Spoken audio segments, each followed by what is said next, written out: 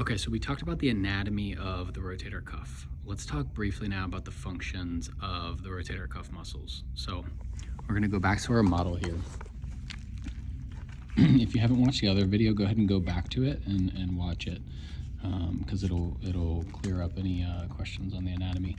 But so this supraspinatus muscle that wraps around through and attaches on the greater tuberosity, this muscle is going to be responsible for the first 15 degrees of abduction of the arm.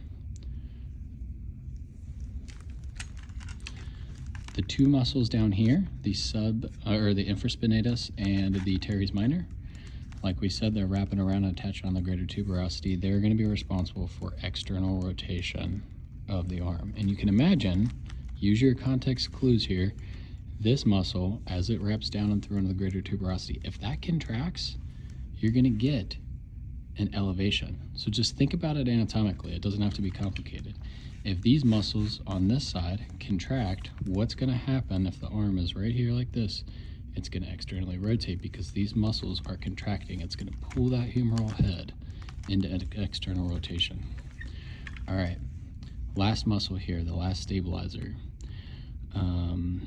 of the rotator cuff muscles. We have the subscapularis muscle. What's going to happen if we have this arm here in this formation? If that muscle contracts and it's on the inside of the scapula here, we're going to have internal rotation because it's going to pull that humeral head internally. All right, that is the function of the rotator cuff muscles from a very basic standpoint.